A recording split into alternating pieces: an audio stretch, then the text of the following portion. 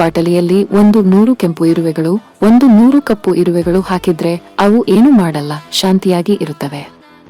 ಆದ್ರೆ ಯಾರಾದರೂ ಆ ಬಾಟಲಿಯನ್ನು ಜೋರಾಗಿ ಕುಲುಕಿದ್ರೆ ಅವು ಒಬ್ಬರನ್ನೊಬ್ಬರು ಶತ್ರು ಅಂತ ಭಾವಿಸಿ ಹೊಡೆದಾಡ್ತವೆ. ಕೆಂಪು ಇರುವೆಗಳು ಕಪ್ಪು ಇರುವೆ ನಮ್ಮ ಶತ್ರು ಅಂತ ನಂಬ್ತವೆ.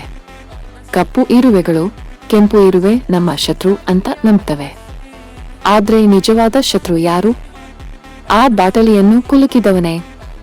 ನಮ್ಮ ಸಮಾಜದಲ್ಲೂ ಇದೇ ಆಗ್ತಿದೆ. ಧರ್ಮ, ಜಾತಿ, ಪ್ರದೇಶ ಅಂತ ನಮ್ಮನ್ನು ವಿಭಜಿಸಿ ನಾವು ಒಬ್ಬರನ್ನೊಬ್ಬರು ಹೊಡೆದಾಡೋ ಹಾಗೆ ಮಾಡ್ತಾರೆ.